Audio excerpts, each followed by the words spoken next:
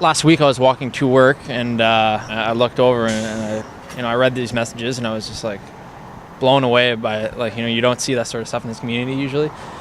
Another guy who works in our office, Chris and I tweeted the city of Sudbury and just said, how long is it going to take to remove this sort of homophobic and racist vandalism that's been happening around?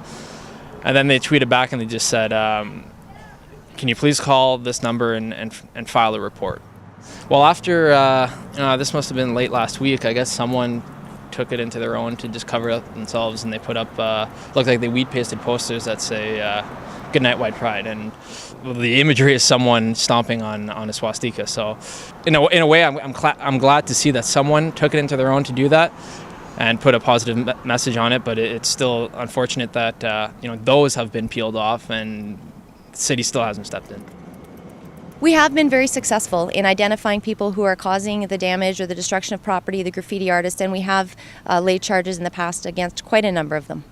Firstly, we would have to identify these people and see what the motivation was behind the crime. So it's twofold. It has to be the act, the criminal offense itself, as well as what motivated it. And that would classify it generally as a hate crime.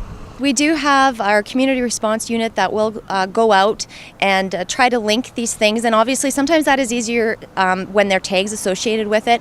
They have a very unique or specific look to their art, and they're doing a specific tag or signature associated with it. And a lot of times they're doing that to gain fame or notoriety within their graffiti communities. And we're just wanting to tell private property owners as well as business owners the best thing to do is to get rid of it as quickly as you can. I don't know if we've talked about something like the broken window effect. So basically that's just saying that if it's left there for a period of time, it encourages other things, more graffiti. People feel unsafe. It's sometimes viewed as an unsafe place. So as a police service, we're saying if you can, obviously if it's a police matter with graffiti, you report it to the police, somebody would photograph it and then try to get it off as soon as you can. When I think of graffiti art, I think of something with artistic merit, something that adds to the environment, not takes away from it.